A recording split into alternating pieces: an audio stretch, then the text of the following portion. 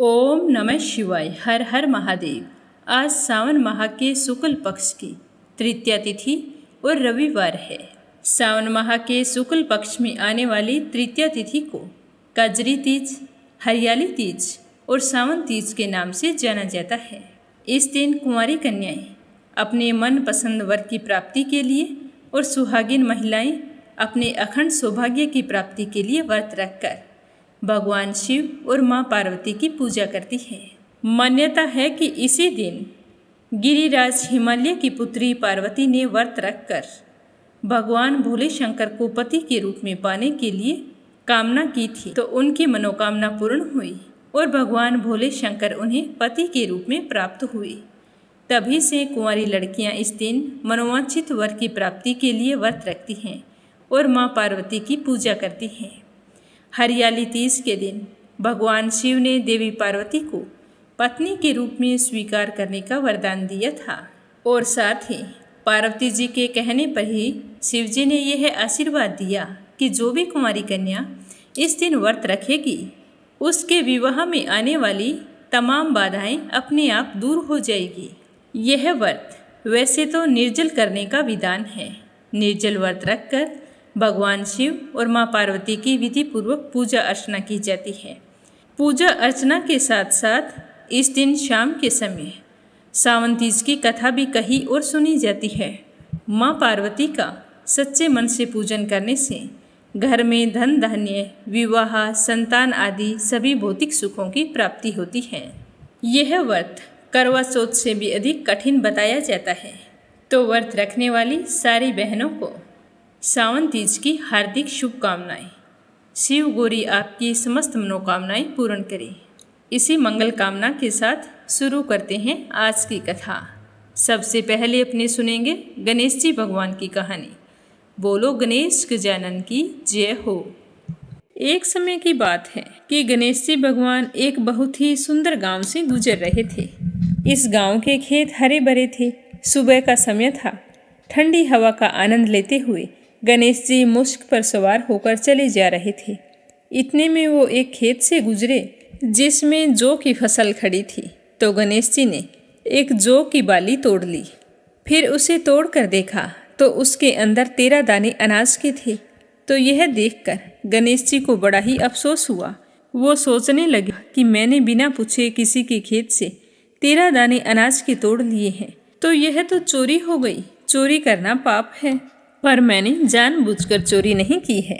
तो गणेश जी उस खेत के मालिक का पता लगाने लगे। तो किसी ने गणेश जी को बताया कि यह खेत हमारे गांव के सेठ जी का है।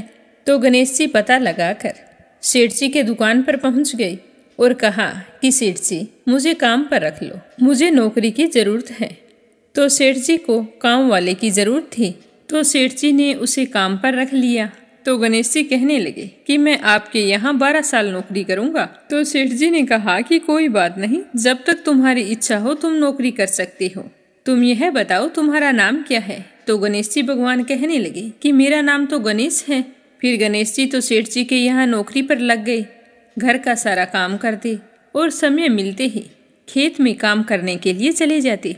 तो सेठ जी यह देखकर बहुत ही खुश होते कि यह लड़का कितना सच्चा और ईमानदार है। काश मेरे इस तरह का एक बेटा होता। क्योंकि सेठ जी के संतान नहीं थी, इसीलिए सेठ और सेठानी बड़े ही दुखी रहा करते थे। पर सेठ जी तो गणेश जी को अपने पुत्र के समान ही प्यार करते थे। एक दिन की बात है कि सेठानी लघु शंका के लिए गई और आकर राख से हाथ धोने लगी। तो यह देखकर गणेश जी ने सेठानी का हाथ पकड़ लिया और मिट्टी से हाथ धुलवा दिया। तो यह देखकर सेठानी को बहुत ही गुस्सा आया। जाकर सेठ जी से शिकायत की और कहा कि कैसा नौकर रखा है, उसने आज मेरा हाथ पकड़ लिया और आप पता नहीं उसकी किस बात की इतनी तारीफ करते रहते हो कि वो ईमानदार है, सच्चा है। तो सेठानी की बात सुनकर सेठ जी ने गणेश जी को बुलाया और पूछा कि बेटा गणेश, सेठानी सच बोल रही है क्या? तूने इनका हाथ पकड़ लिया, ऐसा क्यों किया? तो गणेश जी ने हाथ जोड़कर कहा कि सेठ जी मैंने तो हाथ पकड़कर बस इतना ही कहा था कि राख से हाथ मत धोवो, क्योंकि राख से हाथ धोने पर लक्ष्मी नाराज होकर चली जाती है और मिट्टी से हाथ धोएं तो लक्ष्मी लौट आती है। तो सेठ जी सोचने लगे कि गणेश ठीक कह रहा है, इसमें कोई गलत बात नहीं है। जो कुछ भी किया हमारी भलाई के लिए किया है। ऐसा करते करते कई दिन बीत गए। थोड़े दिनों बाद कुंभ का मेला आया तो सेठानी सेठ जी से कहने लगी कि सेठ जी, मुझे तो कुंभ के मेले में स्नान करने जाना है। तो सेठ जी कहने लगे कि मुझे तो समय नहीं है, दुकान संभालनी होती है, फिर खेत जाना होता है। यह सोचते हुए उन्होंने गणेश को आवाज़ दी और कहा कि बेटा गणेश, तुम ऐसा करो, सेठानी जी को कुंभ के मेले में स्नान करवा के लाओ। तो सेठ जी की आज्ञा पाकर गणेश सेठानी को लेकर कुंभ के मेले में चला गया। तो सेठानी तो वहां जाकर पानी को हाथ लगाकर देख रही थी कि पानी ठंडा है और आगे जाऊंगी तो पानी गहरा है, कहीं मैं डूब ना जाऊं। यह सोचकर वो किनारे पर बैठकर स्नान कर रही थी। तो गणेश जी ने उनका हाथ पकड़ा और आगे ले जाकर डुबकी लगवाकर घर ले आई। घर आते ही सेठानी ने सेठ जी से कहा कि आपने कैसा नौकर रखा है, इसने तो मेरी लोगों के बीच में ही इज्जत नहीं रखी। इतनी सारी भीड़ थी वहां पर, उन सभी के बीच में मुझे घसीट कर पानी में आगे ले गया। तो यह सुनकर सेठ जी सोचने लगे कि गणेश ऐसा क्यों कर रहा है। उन्होंने आवाज़ लगाई कि बेटा गणेश, इधर आओ, क्या सेठानी सच कह रही है। तो गणेश ने कहा कि हाँ, सेठानी जी सच कह रहे हैं। इन्हीं से पूछो कि मैंने ऐसा क्यों किया। ये तो किनारे पर बैठकर गंदे पानी से स्नान कर रही थी। जब हम इतनी दूर से कुंभ के मेले में स्नान करने के लिए गए हैं तो कम से कम अच्छे पानी में जाकर डुबकी तो लगाओ। तो यह सुनकर सेठ जी फिर सोचने लगा कि गणेश जी सच कह रहा है। फिर सेठानी को समझा दिया, गणेश जी को कुछ नहीं कहा। ऐसा करते करते घर पर पूजा पाठ रखी। हवन हो रहा था तो सेठ जी ने गणेश जी से कहा कि जाओ सेठानी जी को बुला कर लाओ कि हवन शुरू होने वाला है। तो गणेश जी सेठानी को बुलाने के लिए गए तो सेठानी तैयार हो रही थी। चुनरी ओढ़कर जैसे ही गणेश जी के साथ चलने लगी तो गणेश जी ने चुनरी पकड़कर फाड़ दी और कहा कि लाल चुनरी ओढ़ कर आओ। तो सेठानी जी नाराज होकर सो गई। सेठ जी बार बार देखते रहे कि सेठानी आई नहीं, आखिर क्या बात है।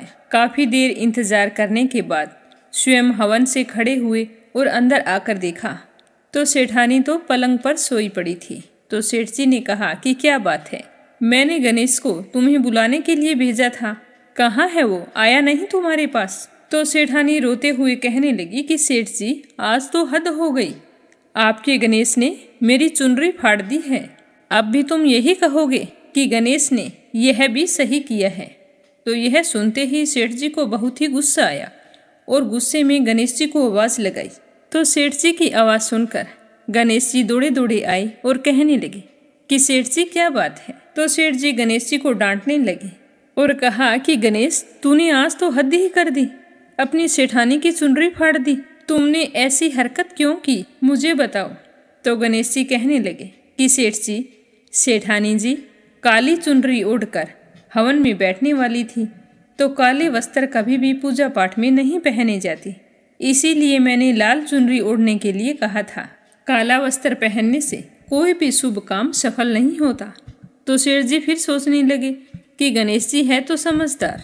फिर सेठानी को समझा बुझाकर हवन के लिए ले गए। ऐसा करते करते कई महीनों बीत गए। गणेश जी की नौकरी के 12 वर्ष पूरे हो गए। तो एक दिन की बात है कि सेठ जी ने अपने घर पर गणेश भगवान की पूजा रखी। तो पूजा करने के लिए पंडित आया तो वह पूजा पाठ की सारी सामग्री तैयार करके कहने लगा कि सेठ जी, मैं तो मूर्ति घर पर ही भूल आया हूँ, अब क्या करें। तो गणेश जी वहीं पर खड़े थे।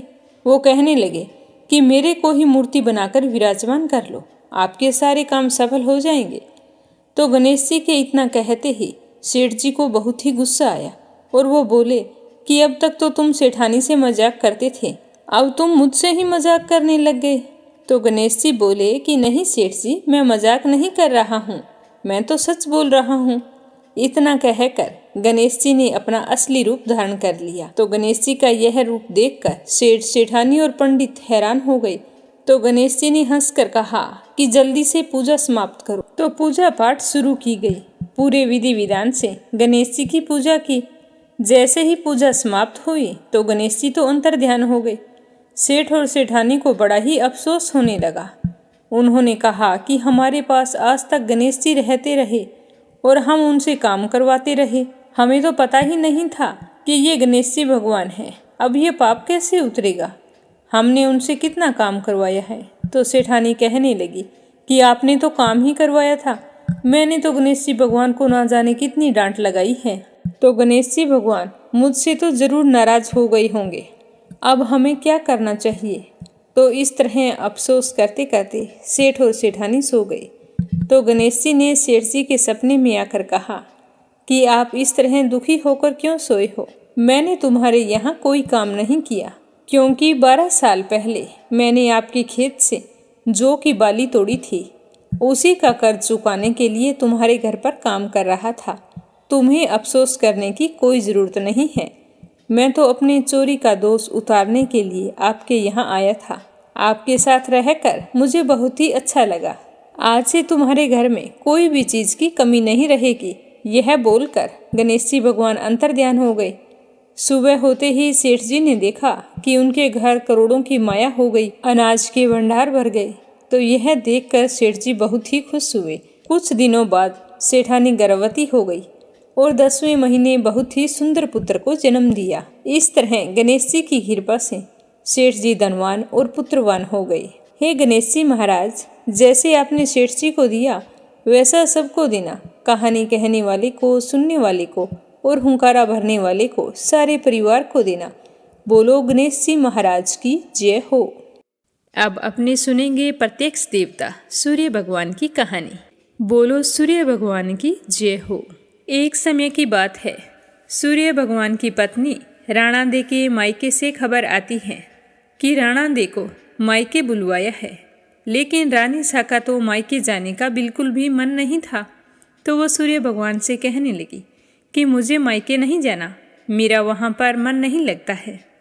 तो नारायण भगवान ने रानी को यह कहकर मायके भेज दिया कि तुम मायके जाओ, मैं तुम्हारे लिए अच्छी अच्छी वस्तुएं उपहार स्वरूप भेजूंगा। तो राणा दे अपने पति की बात मानकर मायके चली जाती है और रोजाना इसी इंतजार में बैठी रहती है कि सूर्य भगवान मेरे लिए उपहार पता नहीं कब भेजेंगे। कुछ दिनों के बाद में एक दिन सूर्यदेव राणा दे के लिए चौपड़ पासा, पचेटा, आटी डोरा आदि वस्तुएं भेजते हैं। तो वे चीज़ें सबसे पहले राणा दे की भाभियों को मिल जाती हैं। तो राणा दे की भाभियाँ मजाक करने के इरादे से चौपड़ पासे, खिलौने, सारा सामान निकाल लेती है और उसकी जगह पर कंकड़ पत्थर और कांटे भर देती है और डिब्बे को वापस बंद कर देती है।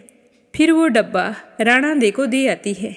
कहती है, ननंद बाई सा देखो, नंदोई जी ने क्या भेजा है। तो यह देखकर राणा दे बहुत ही खुश होती है और उतावली होकर जैसे ही डिब्बे में हाथ डालती है तो उसके हाथ में कांटे चुभ जाते हैं। तो यह देखकर उसकी भाभियां हंसने लगती हैं। तो राणा दे इसे अपना अपमान समझती है और उसे गुस्सा आ जाता है। वो चुपचाप खड़ी होकर अंदर चली जाती है। कुछ दिनों के बाद में सूर्य नारायण राणा दे को लेने के लिए आते हैं। तो राणा दे सूर्य भगवान से बातचीत नहीं करती।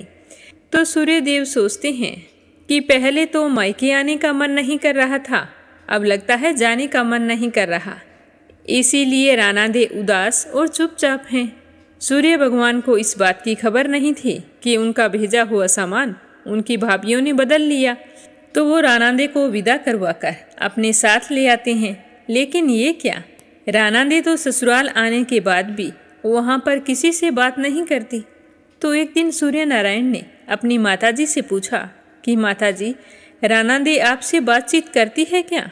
तो उसकी माता ने कहा, नहीं बेटा, राणा दे जब से मायके से वापस आई है उसके बाद मुझसे बात नहीं कर रही है।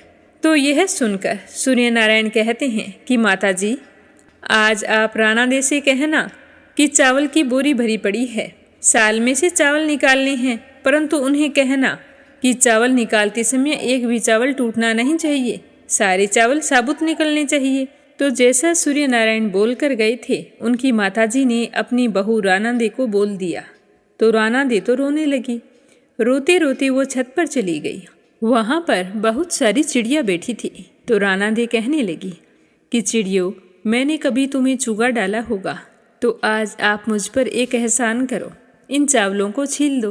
तो ढेर सारी चिड़ियाँ उन चावलों को साफ करने लग गई और थोड़ी सी देर में सारे चावल साफ करके उड़ गई। तो यह देखकर राणा देवी बहुत ही खुश हुई। सूर्य नारायण शाम को आए और पूछा कि माताजी, राणा देवी कुछ बोली क्या? तो माताजी ने कहा, नहीं बेटा, वो कुछ नहीं बोली। और हैरानी की बात यह है कि उन्होंने सारे चावल साफ कर दिए, एक भी चावल टूटने नहीं दिया। तो सूर्य नारायण सोचने लगे। तो अपनी माताजी की बात सुनकर सूर्य नारायण भी हैरान हो गई और सोचने लगे कि राणा देवी ने अकेले ऐसे कैसे कर लिया। तो वो अपनी माताजी से कहने लगे कि माताजी, आप ऐसा करना, सुबह राणा देवी को बोलना कि जो 108 छेद वाली मटकी है उसमें पानी भर दे। तो सुबह होते ही जैसा सूर्य नारायण ने बोला था, उसकी माताजी ने अपनी बहू राणा देवी को बोल दिया कि 108 छेद वाली मटकियां हैं, उसमें पानी भर दो। तो राणा देवी मटकी लेकर तालाब पर चली गई और वहां पहुंचकर रोने लगी।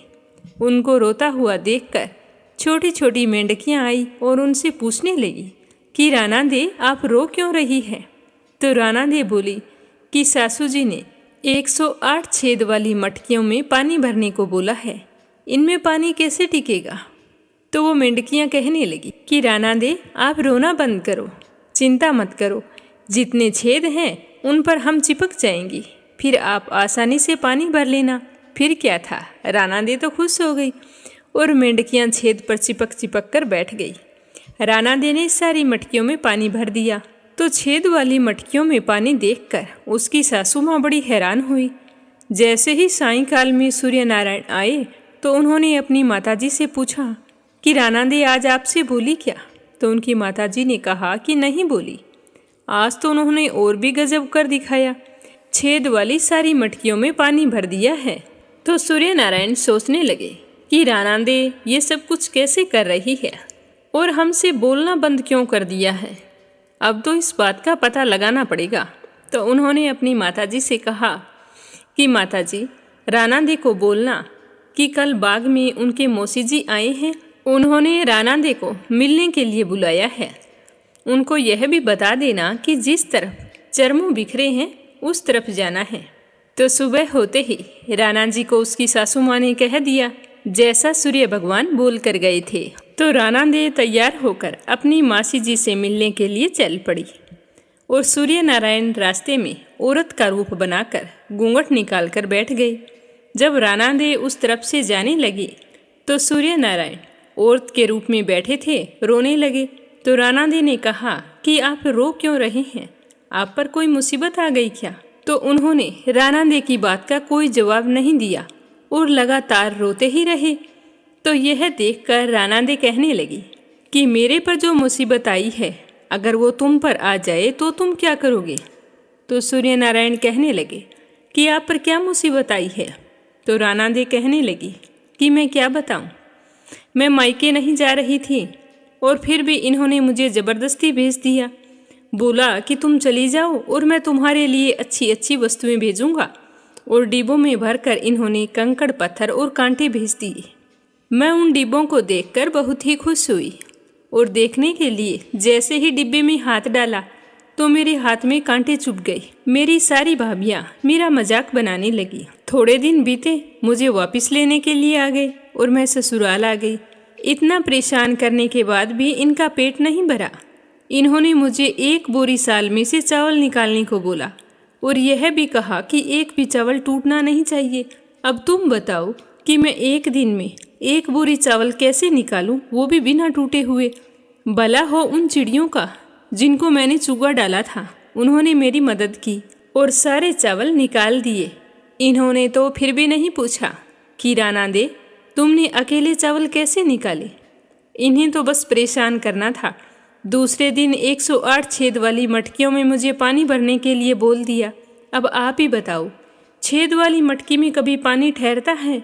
वो तो भला हो मेंढकियों का, जो बेचारी सारी की सारी छेद से चिपक कर बैठ गई और मैंने पानी भर दिया। यह कहते कहते राणा देवी जोर जोर से रोने लगी। तो इतना सुनते ही सूर्य भगवान ने राणा देवी का हाथ पकड़ा और अपने असली स्वरूप में आ गई। सूर्य भगवान बोले कि राणा देवी चुप हो जाओ, मैंने तो डिब्बों में चौपड़ पासा, आटी डोरा, मिठाइयाँ और अच्छी अच्छी वस्तुएं भेजी थी। आपकी भाभियों ने ही मजाक की होगी। मैंने ऐसा कुछ नहीं किया। आप मुझे बहुत अच्छे लगते हो। मैं आपके लिए डिब्बों में कांटे भरकर क्यों भेजूंगा, ये तो आपको पता होना चाहिए। इतनी सी बात थी तो आप मुझे पहले ही बता देते तो आपको इतनी मुसीबत नहीं झेलनी पड़ती। तो यह सुनते ही रानादे बहुत ही खुश हुई और खुशी खुशी सूर्य नारायण और रानादे बातें करते हुए घर आ गए। तो उन्हें हंसता बोलता देखकर उनकी माताजी और भी ज़्यादा खुश हुई। बोलो सूर्य नारायण की जय हो। अब अपने सुनेंगे शिव तांडव स्तोत्र। प्रेम से बोलो कैलाशपति की जय हो, माँ गौरी की जय हो। रावण भगवान शिव का परम भगत था और रावण ने ही शिव की प्रशंसा में यह स्तुति की थी। जिस समय रावण स्तुति कर रहा था तो उसके पास एक ड्रम था, जिसके ताल पर उसने तुरंत ही 1008 छंदों की रचना कर डाली, जिसे शिव तांडव स्तोत्र के नाम से जाना जाता है। उसके संगीत को सुनकर शिवजी बहुत ही आनंद और मोहित हो गए थे। रावण गाता जा रहा था और गाने के साथ साथ उसने दक्षिण की ओर से कैलाश पर्वत पर चढ़ना शुरू किया। इस तरह स्तुति करते हुए रावण जब लगभग ऊपर तक आ गया तो भगवान शिव तो उसके संगीत में मंत्रमुग्ध थे। पार्वती ने देखा कि एक व्यक्ति ऊपर आ रहा है और ऊपर पर्वत के शिखर पर केवल 2 लोगों के लिए जगह थी। तो पार्वती ने शिवजी को उनके हर्षोन्माद से बाहर लाने की कोशिश की। वे कहने लगी कि स्वामी, वो व्यक्ति बिल्कुल ऊपर आ ही गया है। लेकिन शिवजी तो अब भी संगीत और काव्य की मस्ती में लीन थे। बार बार पार्वती की आवाज लगाने से भगवान शिव की तंद्रा टूट गई। पर जब तक भगवान शिव को पता चला तो रावण तो पर्वत के शिखर तक पहुंच गया था। तो शिवजी ने उसे अपने पैर से धक्का मारकर नीचे गिरा दिया। रावण कैलाश पर्वत के दक्षिण मुख से फिसलते हुए नीचे की ओर गिरा। कहा जाता है कि उस समय उसके पीछे जो ड्रम था वो उसके पीछे पीछे घिसट रहा था। जैसे जैसे रावण नीचे जा रहा था तो उस ड्रम से ऊपर से नीचे तक एक लकीर बन गई। वो निशान आज भी वहाँ पर मौजूद है। रावण ने उस समय जिस स्तुति की रचना की थी उसी को आज अपने भगवान भोले शंकर को प्रसन्न करने के लिए सुनेंगे। शिव गौरी गणेश कार्तिकेय की जय हो। उनके बालों से बहने वाले जल से उनका कंठ पवित्र है और उनके गले में सांप है जो हार की तरह लटका है और डमरू से डंपट डपट टपट की ध्वनि निकल रही है। भगवान शिव शुभ तांडव नृत्य कर रहे हैं। वे हम सबको संपन्नता प्रदान करें। मेरी शिव में गहरी रुचि है, जिनका सिर अलौकिक गंगा नदी की बहती लहरों की धाराओं से सुशोभित है, जो उनके बालों की उलझी जटाओं की गहराई में उमड़ रही है, जिनके मस्तक की सतह पर चमकदार अग्नि प्रज्वलित है और जो अपने सिर पर अर्धचंद्र का आभूषण पहनते हैं। उन भोले शंकर को मेरा नमस्कार है। मेरा मन भगवान शिव में अपनी खुशी खोजता है। अद्भुत ब्रह्मांड के सारे प्राणी जिनके मन में मौजूद हैं, जिनकी अर्धांगिनी पर्वतराज की पुत्री पार्वती है, जो अपनी करुणा दृष्टि से असाधारण आपदा को नियंत्रण करते हैं, जो सर्वत्र व्याप्त हैं और जो दिव्य लोकों को अपनी पोशाक की तरह धारण करते हैं। मुझे भगवान शिव में अनोखा सुख मिले, जो सारे जीवन के रक्षक हैं। उनके रेंगते हुए सांप का फन लाल भूरा और मणि चमक रही है। ये दिशाओं की देवियों के सुंदर चेहरों पर विभिन्न रंग बिखेर रहा है, जो विशाल मदमस्त हाथी की खाल से बने जगमगाते दुशाले से ढका है। भगवान शिव हमें संपन्नता दे, जिनका मुकुट चंद्रमा है, जिनके बाल लाल नाग के हार से बंधे हैं, जिनका पायदान फूलों की धूल के बहने से गहरे रंग का हो गया है, जो इंद्र, विष्णु और अन्य देवताओं के सिर से गिरती है। शिव के बालों की उलझी जटाओं से हम सिद्धि की दौलत प्राप्त करें, जिन्होंने कामदेव को अपने मस्तक पर जलने वाली अग्नि की चिंगारी से नष्ट किया था, जो सारे देवलोकों के स्वामियों द्वारा आदरणीय है, जो अर्धचंद्र से सुशोभित है। मेरी रुचि भगवान शिव में है, जिनके 3 नेत्र हैं, जिन्होंने शक्तिशाली कामदेव को अग्नि को अर्पित कर दिया उनके भीषण मस्तक की सतह डगद डगद की ध्वनि से जलती है। वे ही एकमात्र कलाकार हैं जो पर्वतराज की पुत्री पार्वती के स्तन की नोक पर सजावटी रेखाएं खींचने में निपुण हैं। भगवान शिव हमें संपन्नता दे। वे ही पूरे संसार का भार उठाते हैं, जिनकी शोभा चंद्रमा है, जिनके पास अलौकिक गंगा नदी है, जिनकी गर्दन गला बादलों की परतों से ढकी अमावस्या की अर्धरात्रि की तरह काली है।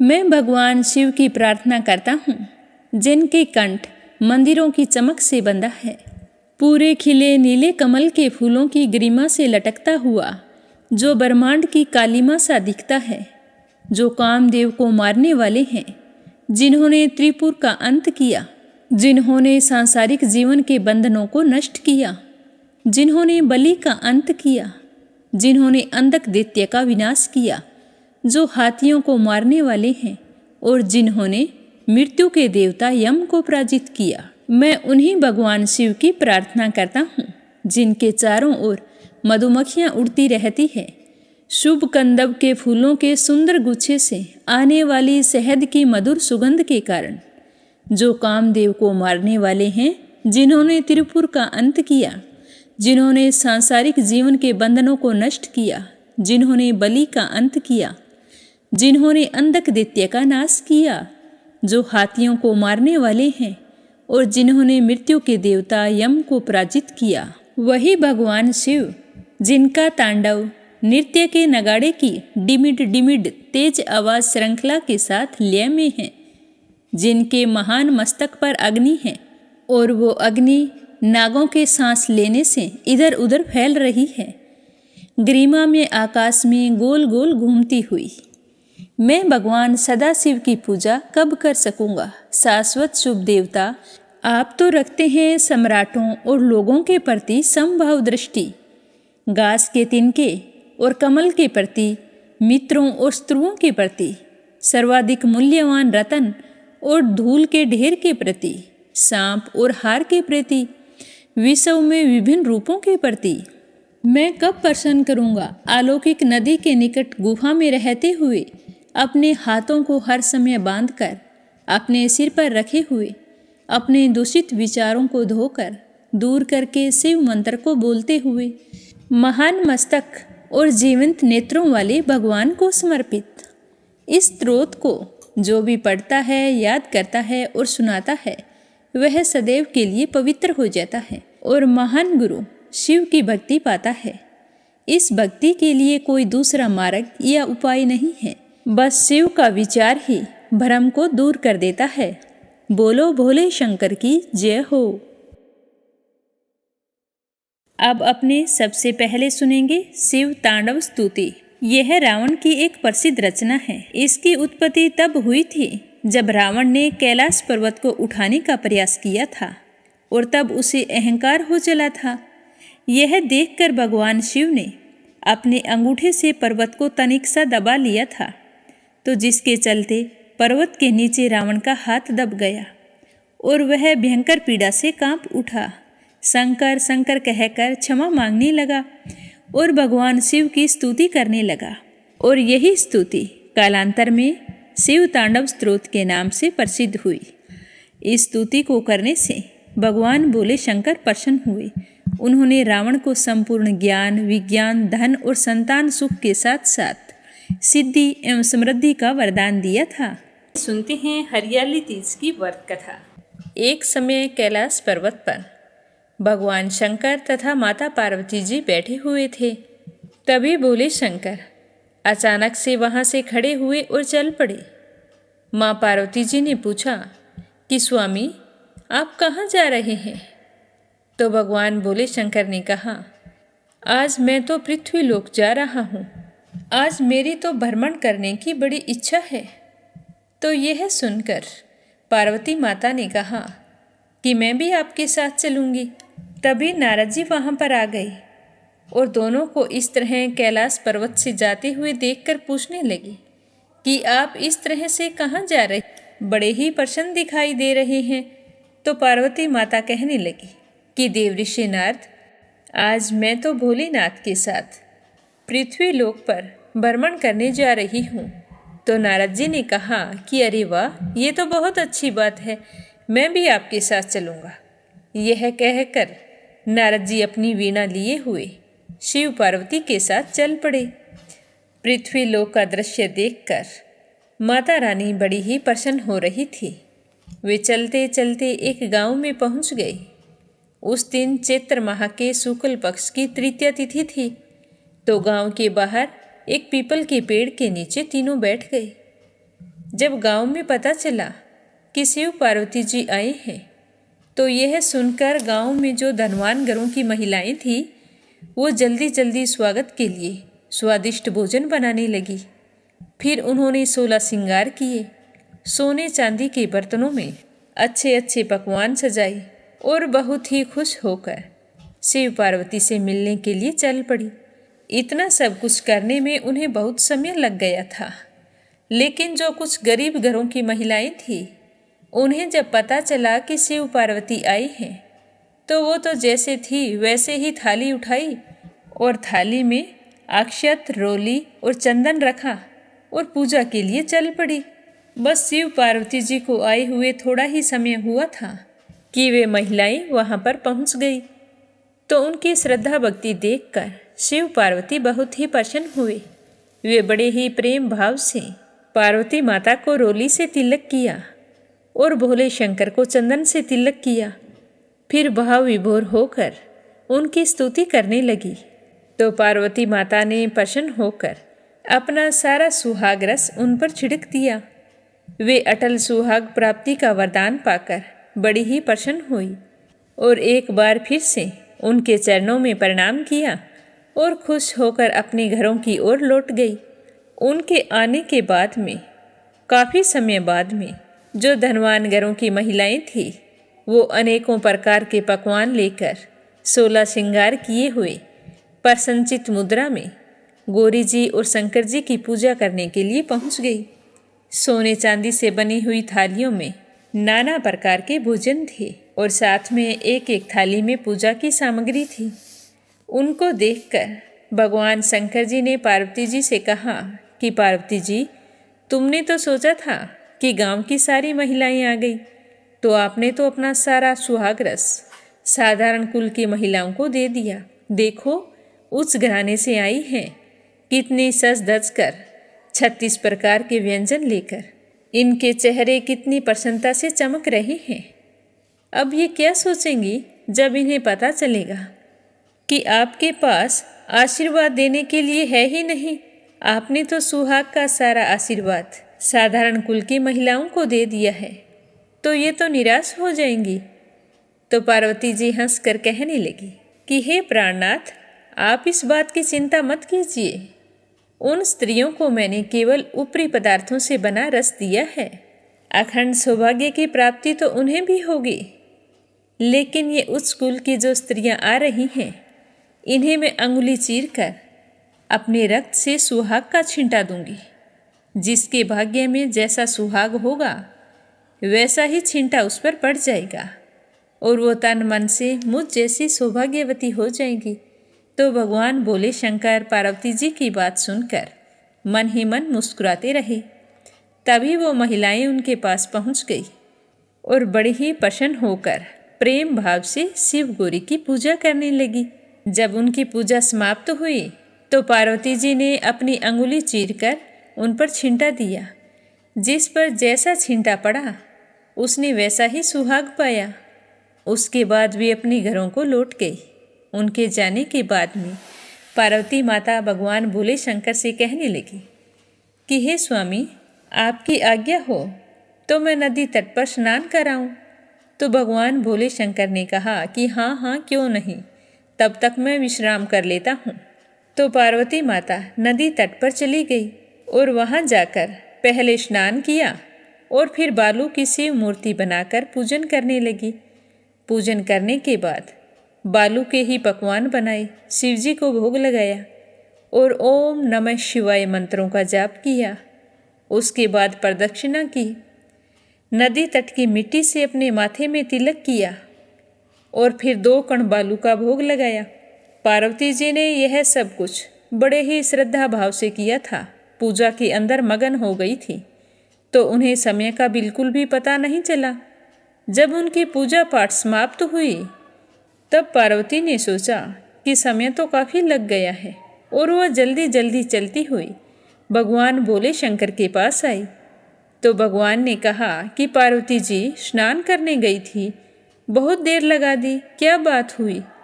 तो पार्वती जी ने कुछ देर सोचते हुए झूठ बोल दिया कि स्वामी, वहाँ पर मेरे मायके वाले आए थे, उन्हीं से बातें करने लग गई तो मुझे आने में देरी हो गई। परंतु भगवान तो भगवान है, वो तो मन की बात जानते थे, पर उन्होंने सोचा कि एक बार और पूछता हूँ। तो भगवान ने कहा कि पार्वती, तुमने नदी तट पर पूजन करके किस चीज़ का भोग लगाया था और स्वयं कौन सा प्रसाद खाया था? तो पार्वती ने कुछ देर सोचते हुए कहा कि वो मेरे भैया भाभी आए थे, तो आते हुए दूध भात लेकर आए थे, तो मैंने तो वही खाया था और खाकर सीधी तुम्हारे पास चली आई। तो शिवजी ने कहा कि तुम्हारे मुंह से दूध भात की बातें सुनकर मेरे मुंह में तो पानी आ रहा है। मेरी तो इच्छा हो रही है कि मैं भी दूध भात खाऊं। तुम्हारे साथ चला जाता तो अच्छा होता, मैं भी दूध भात खा लेता, लेकिन अब मैं तुम्हारे मायके जा रहा हूँ, अब तो मैं दूध भात खाकर ही आऊँगा। तो यह सुनकर पार्वती जी तो भयभीत हो गई, सोचने लगी कि वहाँ ना तो मायका है और ना भैया भाभी हैं, अब मैं क्या करूँगी? तब उन्होंने मन ही मन भगवान भोले शंकर का ध्यान किया और प्रार्थना की कि हे भोलेनाथ, यदि मैंने सच्चे मन से आपकी पूजा की है, मैं आपकी अनन्य दासी हूँ, तो आप मेरी लाज रखें। इस तरह प्रार्थना करती हुई पार्वती जी भगवान भोले शंकर के पीछे चलने लगी। उनके पीछे नारद जी भी चलने लगे। जैसे ही वो नदी तट पर गए तो उन्हें एक दूर माया का महल दिखाई दिया, तो वो महल के पास चले गए। वहाँ जाकर शिवजी ने देखा कि उनके साले सलहद सारा परिवार उपस्थित हैं। उन्हें देखकर बड़े ही प्रसन्न हो रहे हैं। खूब उनका आदर सत्कार किया, दूध भात खाने को मिला, 36 प्रकार के व्यंजन बनाए गए, खूब ठाट बाट थी। तो भगवान भोले शंकर, पार्वती जी और नारद जी वहाँ पर 2 दिनों तक रहे। पर पार्वती माता का मन भयभीत था कि ये तो माया का महल है, पता नहीं कब नष्ट हो जाए, तो हमें यहाँ से चलना चाहिए। इस तरह सोचकर तीसरे दिन सुबह पार्वती जी ने कहा कि हे स्वामी, अब हमें चलना चाहिए। पर शिवजी का मन नहीं था लौटने का। वो कहने लगे कि अभी क्या जल्दी है, 2-4 दिन और रुकते हैं, फिर चलेंगे। तो पार्वती माता रूठकर अकेली ही चल दी। अब पार्वती माता का रूठना शिवजी को अच्छा नहीं लगा और वे भी पार्वती के पीछे पीछे चल पड़े। नारद जी भी साथ में चल दिए। वहाँ से चलते चलते बहुत दूर आ गए। उस समय भगवान सूर्य भी अपने धाम पश्चिम को पधार रहे थे। तो अचानक से भगवान शंकर पार्वती जी से कहने लगे कि हे पार्वती, मैं तुम्हारे मायके में अपनी माला भूल आया हूँ। तो यह सुनते ही पार्वती कहने लगी कि स्वामी, आपकी माला तो मैं अभी ला देती हूँ।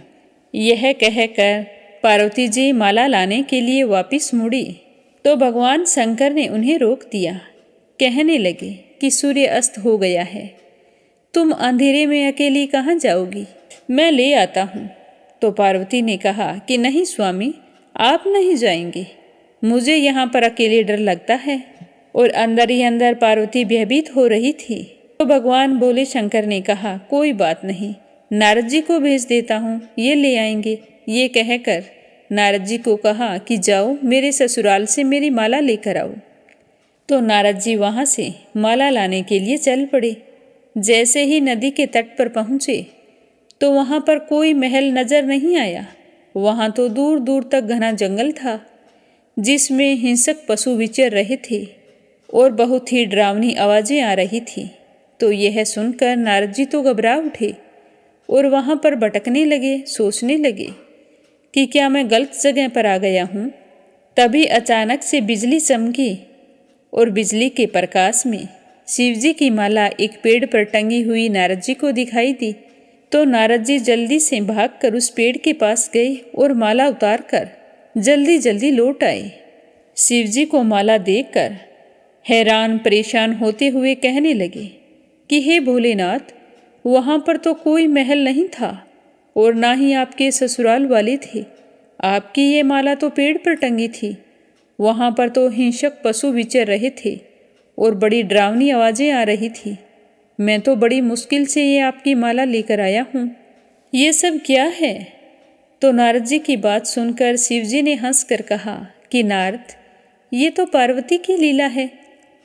तो शिवजी की बात सुनकर पार्वती ने कहा कि स्वामी, मैं किस योग्य हूँ? यह सब कुछ तो आपका ही किया हुआ है। तो नारद जी सब कुछ समझ गए और सिर झुकाकर कहने लगे कि हे माता, आप पतिव्रताओं में सर्वश्रेष्ठ हैं। आप सौभाग्यवती समाज में आदि शक्ति हैं। यह सब आपके पतिव्रत का ही प्रभाव है। संसार की स्त्रियां आपके नाम स्मरण मात्र से ही अटल सौभाग्य प्राप्त कर सकती हैं। आप तो समस्त सिद्धियों को बना तथा मिटा सकती हैं। तब आपके लिए यह कर्म कौन सी बड़ी बात है?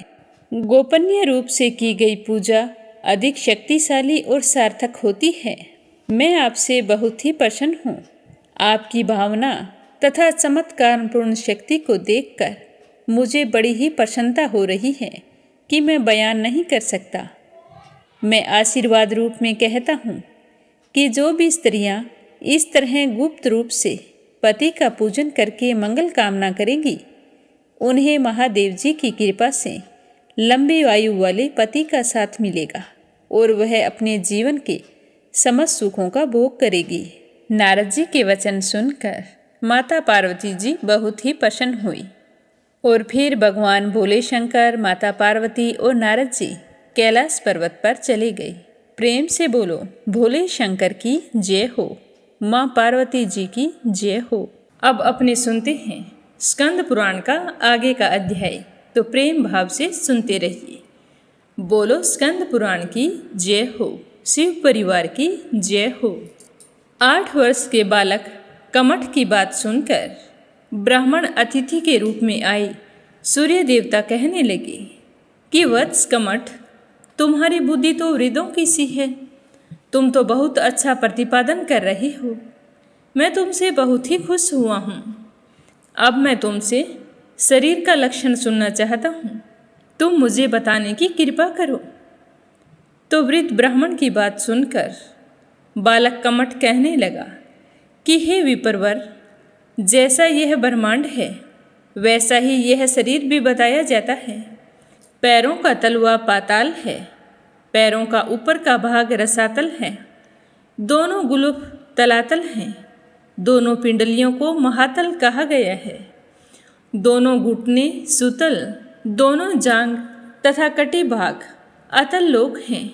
नाभि को भूलोक, उदर को भुरव लोक, वक्षस्थल को स्वर्ग लोक और ग्रीवा को महर लोक और मुख को जन लोक कहते हैं। दोनों नेत्र तपोलोक हैं तथा मस्तक को सत्यलोक कहा गया है। जैसे पृथ्वी पर 7 द्वीप स्थित हैं, उसी प्रकार इस शरीर में 7 धातुएं हैं। उनके नाम मैं तुम्हें बताता हूँ। त्वचा, रक्त, मांस, मैदा, हड्डी, मज्जा और वीर्य, ये 7 धातुएं हैं। शरीर में 360 हड्डियाँ हैं। 30,56,009 नाड़ियाँ बताई गई हैं। जैसे नदियाँ इस पृथ्वी पर जल बहाती है, उसी प्रकार वे नाड़ियाँ शरीर में रस का संचार करती है। यह शरीर 3.5 करोड़ स्थूल एवं सूक्ष्म रोमों से आच्छादित है। स्थूल रोएं तो दिखाई देते हैं और सूक्ष्म नहीं दिखाई देते। शरीर में 6 अंग प्रधान बताए जाते हैं। 2 बाजुएं, 2 जांघें, मस्तक और उदर। देह के भीतर 3.5 व्याम, पुरुष की 3 आंतें हैं। स्त्रियों की आंतें 3 व्याम की हैं। यह सब विद्वानों का कहना है। हृदय में एक कमल बताया जाता है, जिसकी नाल है ऊपर की ओर और मुख है नीचे की ओर। उस हृदय कमल के वाम भाग में पलिया है और दक्षिण भाग में यकृत है। शरीर में मज्जा, मैदा, वसा, मूत्र, पित्त, कफ, विष्ठा, रक्त तथा रस के गड्ढे हैं। इनका माप 2-2 अंजलि माना गया है। इन गड्ढों से परिवर्तित होकर वे मज्जा, मैदा आदि धातु इस शरीर को धारण करते हैं। इन गड्ढों के सिवा शरीर में 7 विशेष नाड़ी होती हैं। इनमें से 5 तो मस्तक की ओर गई हैं, 1 नाड़ी लिंग तक तथा 1 जीभ तक गई हैं। वे सारी नाड़ियाँ नाभि कमल की ओर से ही गई हुई हैं। इन सब में मस्तक की ओर गई हुई 3 नाड़ियाँ प्रधान होती हैं, सुषुम्ना, ईंडा और पिंगला। ईडा और पिंगला नाड़ी नासिका के द्वार तक पहुँची हुई है। ये दोनों ही शरीर की वृद्धि और पुष्टि करने वाली हैं। शरीर में वायु, अग्नि और चंद्रमा ये 5-5 भागों में विभक्त होकर स्थित हैं। प्राण, अपान, सम्मान, उदान और व्यान ये वायु के 5 भेद माने गए हैं। ऊपर की ओर श्वास खींचना, निश्वास श्वास को बाहर की ओर निकालना तथा अन्न और जल को शरीर के भीतर पहुंचाना, ये 3 प्राण वायु के क्रम हैं। कंठ से लेकर मस्तक तक इसका निवास स्थान है। मल, मूत्र तथा वीर्य का त्याग और गर्भ को योनि से बाहर निकालना, यह अपान वायु का क्रम बताया गया है। इसका स्थान गुदा के ऊपर है। समान वायु खाए हुए अन्न को धारण करती है, उसके विभिन्न अंशों को बिलगाती तथा संपूर्ण शरीर में रस का संचार करती हुई बेरोक टोक तड़ातड़ चलती रहती है। वाक्य बोलना, कंठ के भीतर से कुछ भी निकालना तथा कर्मों के लिए सब प्रकार के प्रयत्न करना, ये उदान वायु के कार्य होते हैं। और उदान वायु का स्थान कंठ से लेकर मुख तक होता है। व्यान वायु सदा हृदय में स्थित रहती है और संपूर्ण देह का भरण पोषण करती है। धातु को बढ़ाना, पसीना लाना, लार आदि को निकालना तथा आँखों के खोलने मिचने की क्रिया करना, ये सारे के सारे कार्य व्यान वायु के होते हैं। पांचंग, रजंग, साधक, आलोचक तथा भ्राजक, इन 5 रूपों में अग्नि इस शरीर के भीतर स्थित है। पाचक अग्नि सदा पक्वास्य में स्थित होकर खाए हुए अन्न को पचाती है। रंजक अग्नि अमाशय में स्थित होकर अन्न के रस को रंग कर रक्त के रूप में बदल देती है। साधक अग्नि के हृदय में रहकर बुद्धि और उत्साह आदि को बढ़ाती है। आलोचक अग्नि नेत्रों में निवास करके देखने की शक्ति को बढ़ाती है तथा भ्राजक अग्नि त्वचा में स्थित होकर शरीर को निर्मल एवं कांतिमान बनाती है। कलेदक, बोधक, तर्पण, श्लेषण तथा आलंबक, इन 5 रूपों में चंद्रमा का शरीर के भीतर निवास है। कलेदक चंद्रमा पकावाशय में स्थित होकर प्रतिदिन खाए हुए अन्न को गलाता है। बोधक रसनेन्द्रिय में रहकर मधुर आदि रसों का अनुभव कराता है। तर्पण चंद्रमा मस्तक में स्थित होकर नेत्र आदि इंद्रियों की तृप्ति एवं पुष्टि करता है, इसीलिए उसका नाम तर्पण है। श्लेषण सब संधियों में व्याप्त होकर उन्हें परस्पर मिलाई रखने का कार्य करता है तथा आलंबक चंद्रमा हृदय में स्थित हो शरीर के सब अंगों को परस्पर अवलंबित रखता है। इस प्रकार वायु, अग्नि तथा चंद्रमा ने इस शरीर को धारण कर रखा है। इंद्रियों के छिद्र, रोमकूप तथा उदर का अवकाश भाव, ये सब आकाश जनित हैं। नासिका, केश, नख, हड्डी, धीरता, बाहरीपन, त्वचा, मांस, हृदय, गुदा, नाभि, मेदा, यकृत, मज्जा, आंत, अमाशय, शिरा, स्नायु तथा पकावाशय, इन सबको वेद वेता विद्वानों ने पृथ्वी का ही अंश बताया है। नेत्रों में जो सफेद भाग होता है वह कफ से उत्पन्न होता है और जो काला भाग होता है वह वायु से पैदा होता है। सफेद भाग पिता का और काला भाग माता का अंश है। नेत्र में 5 मंडल होते हैं। पहला पक्षम मंडल, दूसरा चरम मंडल, तीसरा शुक्ल मंडल, चौथा कृष्ण मंडल तथा पांचवा है दृढ़ मंडल। नेत्र के 2 भाग और होते हैं, उपांग और अपांग। नेत्रों का जो अंतिम किनारा है उसे उपांग कहते हैं और जो नासिका के मूल भाग से मिला हुआ नेत्र का जो अंश है उसका नाम अपांग है। दोनों अंडकोश मैदा, कफ, रक्त और मांस इन 4 धातुओं से युक्त बताए गए हैं। समस्त प्राणियों की जीभ रक्त मांसमय ही होती है। दोनों हाथ, दोनों होठ, लिंग और गला, इन 6 स्थानों में चर्म प्रधान मांस और रक्त होते हैं। इस प्रकार इन धातुओं के बने हुए 25 तत्व युक्त शरीर में जीव निवास करता है। त्वचा, रक्त और मांस ये तीनों माता के अंश से तथा मैदा, मज्जा और अस्थि ये पिता के अंश से उत्पन्न बताए गए हैं। इन्हीं 6 कोषों से इस शरीर का संगठन हुआ है।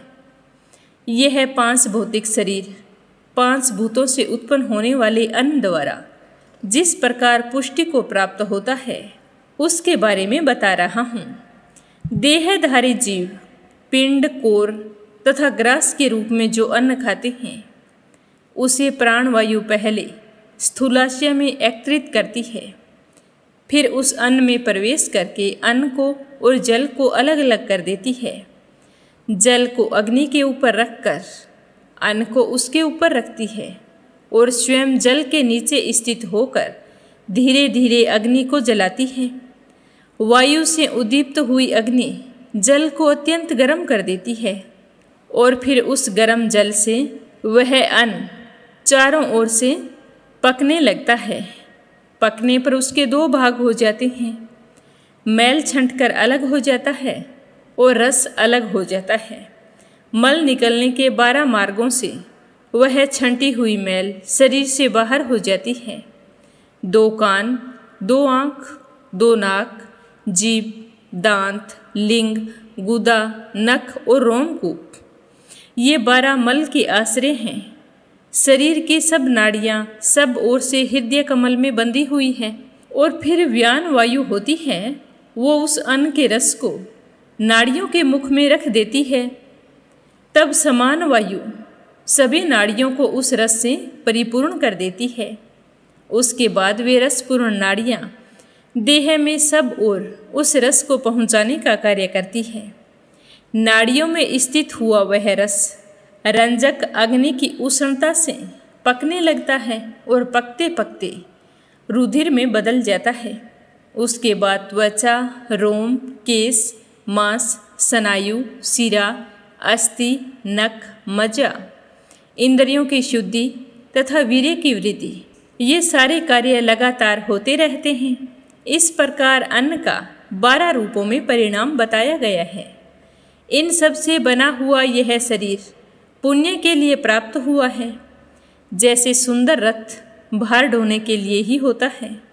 यदि वह भार ना ढो सके तो केवल तेल लगाने आदि नाना प्रकार के यत्नों द्वारा रथ की रक्षा करने से क्या कार्य सिद्ध हो सकता है। इसी प्रकार उत्तम उत्तम भोजनों से पुष्ट किए हुए इस शरीर के द्वारा पुण्य संपादन के सिवा और क्या लाभ है। यदि यह पुण्य नहीं करता है तो वह शरीर पशु के समान होता है।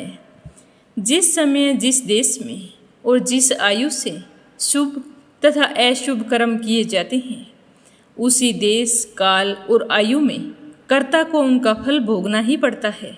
इसीलिए अक्षय सुख की इच्छा रखने वाले पुरुषों को सदा ही शुभ कर्म करने चाहिए, अन्यथा गर्मी में सूख जाने वाली छोटी छोटी नदियों की भांति उसके सारे सुख भोग छिन्न भिन्न हो जाते हैं और पाप करने से बहुत ही कष्टदायक दुख प्राप्त होते हैं। अतः पाप कर्म का आचरण कभी नहीं करना चाहिए, क्योंकि वह अपने आप को बहुत ही पीड़ा देने वाला है। हे महात्मन, मुझे तो लगता है कि मैंने सही तरीके से आपके प्रश्न का यथाशक्ति उत्तर दे दिया है कि प्राणी किस प्रकार उत्पन्न होता है।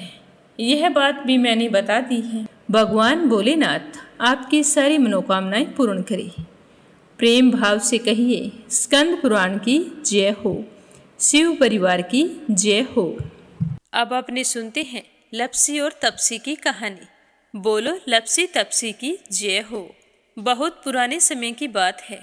एक गांव में एक ब्राह्मण परिवार रहा करता था। उसमें पति पत्नी के अलावा उनके 2 बच्चे थे। एक बेटा था, एक बेटी थी। ब्राह्मण दंपति बहुत ही सरल स्वभाव के थे। समय मिलने पर प्रभु का स्मरण किया करते थे। उनकी बेटी बहुत ही संस्कारी और सुशील थी, लेकिन उनका बेटा आवारा किस्म का था। वह कोई काम धाम नहीं करता और ना ही कभी अपने माँ बाप का कहना मानता था। समय के साथ दोनों बहन भाई बड़े हो गए। बहन की शादी कर दी गई, पर भाई का वही हाल था। उसके माँ बाप ने उसे समझाया कि बेटा, अब हम वृद्ध हो चले हैं, तुम कोई काम किया करो। लेकिन उस पर उनकी बातों का कोई असर नहीं होता था। तो एक दिन ब्राह्मणी अपने पति से कहने लगी कि स्वामी, आप बिल्कुल काम छोड़ दीजिए। जब घर में कुछ भी नहीं होगा तो यह अपनी जिम्मेदारी समझेगा और काम पर लग जाएगा। तो ब्राह्मण ने दूसरे दिन से काम पर जाना छोड़ दिया। तो यह देखकर उनके बेटे ने कोई काम नहीं किया और चोरी करने चला गया। आते जाते राहगीरों को लूट लेता और उसी से अपने घर का गुजारा किया करता था। तो उसकी लूटने और चोरी करने की आदत से सारे गांव वाले उसे लपसी कहने लगे। तो लपसी की इस हरकत से उसके माँ बाप बहुत ही दुखी रहते थे, पर वह किसी की सुनने के लिए तैयार नहीं था। इसी तरह समय बीतता गया। एक दिन की बात है कि लपसी एक पीपल के पेड़ पर बैठा था। तभी शिव पार्वती जा रहे थे। पार्वती माता गहनों से लदी हुई थी। तो लपसी उन्हें देखकर सोचने लगा कि सूरत के कितने गहने हैं, आज ये सारे के सारे लूट लूँगा तो मुझे कई महीनों तक चोरी नहीं करनी पड़ेगी। तो वह लूटने के इरादे से पीपल की ओट में होकर बैठ गया। जैसे ही शिव पार्वती वहाँ से जाने लगे तो लपसी एकदम से शिव पार्वती के सामने आकर कहने लगा कि जल्दी से जितने सारे गहने पहन रखे हैं उतार दो। तो पार्वती माता कहने लगी कि तुम चोरी क्यों करती हो, तुम्हें पता है चोरी करना पाप है। तो लपसी कहने लगा कि क्या करूं, घर पर मेरे माँ बाप हैं, मेरी एक भांजी है, उनके लिए दोनों समय भोजन की व्यवस्था कहाँ से करूं, मुझे कोई काम तो आता नहीं है। तो लपसी की बात सुनकर पार्वती माता कहने लगी कि तुम जो चोरी करके पाप करते हो, इस पाप का भागी कौन बनेगा। तो लपसी कहने लगा कि मेरे घर वाले सारे बनेंगे। तो पार्वती माता कहने लगी कि कोई नहीं बनेगा, पाप के भागी केवल तुम बनोगे। तो लपसी कहने लगा कि मैं लूट खोस कर उन्हीं के लिए लेकर जाता हूँ, तो पाप के भागी तो उन्हें बनना ही पड़ेगा। तो लपसी की बात सुनकर पार्वती माता ने हंसकर कहा कि हम यहीं पर बैठे हैं और तुम अपने घर जाओ, अपने घर वालों से पूछो कि कोई तुम्हारे पाप का भागी बनेगा क्या। तो यह सुनकर लपसी भागा भागा अपने घर आया और अपनी माँ के पास गया और कहने लगा कि माँ, मैं चोरी करके लाता हूँ, राह चलते राहगीरों को लूटता हूँ, तुम्हारे लिए ही तो करता हूँ। तो तुम मुझे एक बात बताओ, चोरी करने से जो पाप लगता है तो आप मेरे पाप के भागी बनोगे। तो लपसी की बात सुनकर उसकी माँ कहने लगी कि बेटा, मैंने तो तुमसे नहीं कहा कि तुम चोरी करके लाओ, तुम कमा कर लाओ, हमें तो 2 वक्त की रोटी चाहिए, मैं तो तुम्हारे पाप की भागी नहीं बनूंगी। तो माँ के मुंह से इस तरह की बात सुनकर लपसी तो हैरान हो गया। फिर वह अपने पिताजी के पास गया और जाकर कहने लगा कि पिताजी, मैं जो कुछ भी लूट खोस के लाता हूँ वो आपके लिए ही तो लाता हूँ। देखो मैंने लूट कर कितना धन इकट्ठा कर लिया है, कितने ऐशो आराम हैं तुम्हारे। अगर मैं चोरी नहीं करता तो क्या ये सब हमें मिलता। पिताजी, मैं तुमसे एक बात पूछता हूँ कि चोरी करने से पाप लगता है, तो उस पाप में आप मेरे भागीदार बनोगे क्या। तो लपसी की बात सुनकर उसके पिताजी कहने लगे कि बेटा, मैंने नहीं कहा कि तुम चोरी करके लाओ, तुम कमा कर लाओ, मैं तुम्हारे पाप का भागी नहीं बनूंगा। तो माँ बाप के मुंह से इस तरह की बात सुनकर वह बहुत ही उदास हुआ और सोचने लगा कि मैं कितने महीनों से चोरी कर रहा हूँ। ना जाने मुझ पर कितना पाप चढ़ गया है, और ये तो बोल रहे हैं कि पाप के भागी हम नहीं बनेंगे, तो अब क्या होगा।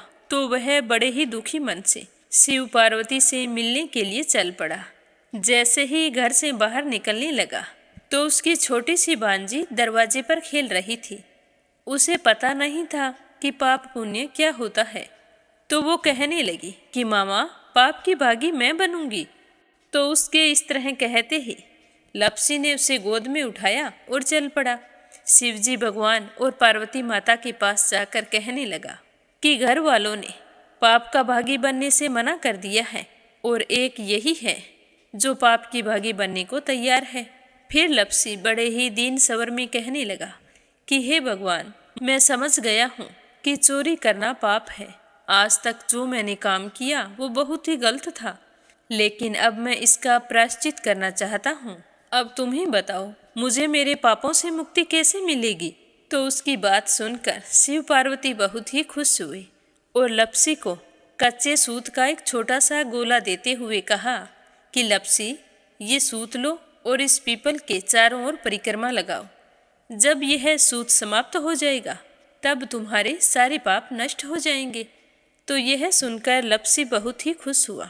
सोचने लगा कि छोटा सा गोला है, अभी लपेट कर घर चला जाऊंगा, उसके बाद में कभी कोई पाप नहीं करूंगा। फिर उसने अपनी बांजी को कंधे पर बैठाया और पीपल की परिक्रमा लगानी शुरू कर दी। अब भगवान का वह सूत खत्म कहाँ होने वाला था। लपसी चक्कर लगाता गया पर वह सूत खत्म नहीं हुआ। चक्कर लगाते लगाते 1 महीने, 6 महीने, साल, पूरे 12 साल बीत गए, पर वह सूत खत्म नहीं हुआ। 12 साल बाद एक बार फिर शिव पार्वती जी वहाँ से गुजर रहे थे, तो पार्वती माता ने कहा कि स्वामी, चलो लपसी को चलकर देखते हैं। तो शिवजी कहने लगे, वो चोरी करने वाला, लूटने वाला कब का चला गया होगा। तो पार्वती माता कहने लगी कि नहीं स्वामी, चलकर देखने में क्या जाता है, चलो एक बार देखते हैं। तो शिव पार्वती जी जैसे ही पीपल वृक्ष के पास आए तो देखा कि लपसी तो अब भी चक्कर लगा रहा है। वहाँ चारों ओर गहरी खाई हो गई है और लपसी की बड़ी बड़ी दाढ़ी, मूंछें, नाखून बढ़ गए हैं। तो यह देखकर पार्वती माता ने कहा कि देखो स्वामी, आप तो कह रहे थे कि वो कब का ही चला गया, देखो इसके मन में सच्ची भक्ति है। तो पार्वती की बात सुनकर शिवजी ने कहा कि चलो अभी देख लेता हूँ। तो यह कहकर शिवजी ने एक सोने का कड़ा लपसी के आगे फेंक दिया। तो लपसी ने झट से उसके ऊपर पैर कर लिया। फिर अचानक से उसका ध्यान शिव पार्वती जी की ओर गया, तो वो हाथ जोड़कर कहने लगा कि भगवान, अब तो मेरे पाप समाप्त हो गए होंगे, आप मुझे यहाँ से जाने की आज्ञा दीजिए। आपका यह सूत अभी तक खत्म नहीं हुआ है। तो शिवजी भगवान ने कहा कि तुम्हारे पाप कर्म भी अभी तक पूरे नहीं हुए हैं। तो शिवजी की बात सुनकर लपसी कहने लगा कि भगवान, मुझे पूरे 12 वर्ष हो गए हैं आपकी भक्ति करते करते, और अब भी आप मुझ पर शक कर रहे हैं। तो शिवजी ने कहा कि अपना पैर उठाओ। तो जैसे ही लपसी ने अपना पैर उठाया तो उसके पैर के नीचे सोने का कड़ा था। तो यह देखकर लपसी शर्मिंदा हो गया और कहने लगा कि प्रभु, गलती हो गई, मुझे माफ़ करो, आगे से मैं ऐसी गलती कभी नहीं करूँगा। तो शिवजी कहने लगे कि नहीं लपसी, तुम्हारा पाप ऐसे पूरा नहीं हो सकता। अब तुम्हें 12 वर्ष तक और इसी तरह परिक्रमा करनी होगी, उसी के बाद तुम्हारे पाप समाप्त होंगे। यह कहकर शिव पार्वती वहाँ से चले गए और वह फिर से पीपल के पेड़ की परिक्रमा करता रहा। करते करते 12 साल बीत गए। 12 साल बाद में शिव पार्वती जी वहाँ पर आए तो उन्होंने देखा कि आज भी वो वहीं पर चक्कर लगा रहा है। तो शिवजी ने फिर उसके सामने सोने की अंगूठी फेंकी, पर उसने कोई ध्यान नहीं दिया। तो शिवजी भगवान प्रसन्न होकर कहने लगे कि हे लपसी, आज से तुम मेरी तपस्या करके तपसी बन गए हो। मैं तुम्हें वरदान देता हूँ कि तुम अपने जीवन में सारे सुखों को प्राप्त करेगा, और तूने 24 बरस तक मेरी भक्ति की है, इसका फल भी तुझे अवश्य मिलेगा। जो भी औरत गाय और कुत्ते की रोटी नहीं बनाएगी, उसका पुण्य फल तुम्हें मिलेगा। आंगन लीप कर दहलीज नहीं लीपेगी तो उसका पुण्य फल भी तुझे ही मिलेगा। अगर हमारे घर की बहन बेटी को हम सूट, तीवल या साड़ी भेंट स्वरूप देते हैं तो साथ में मोली का धागा और कुछ रुपये नहीं देंगे तो उसका पुण्य फल भी तुम्हें ही मिलेगा। अगर कोई दिए से दिया जलाएगा तो उसका पुण्य फल भी तुम्हें ही मिलेगा। अगर व्रत और पूजा पाठ में सारी कहानी सुन ले और तुम्हारी कहानी ना सुने तो उसका पुण्य फल भी तुम्हें ही मिलेगा। कहा जाता है कि तभी से सुबह पहली रोटी गाय की और सुबह की अंतिम रोटी छोटी बनाई जाती है और शाम को अंतिम रोटी बड़ी बनाई जाती है जो कुत्ते की होती है। और दिए से दिया भी नहीं जलाया जाता और घर की बहन बेटियों को सूट और तीवल के साथ भेंट स्वरूप कुछ रुपए भी जरूर दिए जाते हैं। और उसी दिन से हर व्रत कथा के बाद में लपसी तपसी की कहानी जरूर सुनी जाती है और कथा समाप्त होने पर कहा जाता है कि लपसी का फल लपसी को मिले, तपसी का फल तपसी को मिले। हमारी पूजा पाठ का, हमारे व्रत का और हमारी कहानी का पुण्य फल हमें मिले। बोलो लपसी तपसी की जय हो। तो ये थी लपसी और तपसी की कहानी। लपसी तपसी दो भाई नहीं थे, लपसी और तपसी एक ही आदमी का नाम था। लूट कर लाता था, इसीलिए उसे लपसी के नाम से पुकारते थे और फिर भगवान की तपस्या करने के कारण उसे तपसी के नाम से जाना जाने लगा। बोलो लपसी तपसी की जय हो। अब अपने सुनते हैं प्यारे श्रोताओं के नाम। आज का पहला कमेंट संजय, सोनिया, हिताक्षी, दीपेश, मयंक हरियाणा से। दूसरा है सरला रानी करणपुर से। तीसरा है अपराजिता मीना श्रीवास्तव नेपाल से। प्रिया रणवीर देसवाल, पवनी देसवाल, वरदान देसवाल मेरठ से। परमेश्वरी रघुवीर सिंह हैं दिल्ली से। रुक्मणी शर्मा अंबाला से। आशा शर्मा, विष्णु, ज्योति, अंशु भीलवाड़ा से। विमला नेपाल से। आरती खैरावर अगरखर से।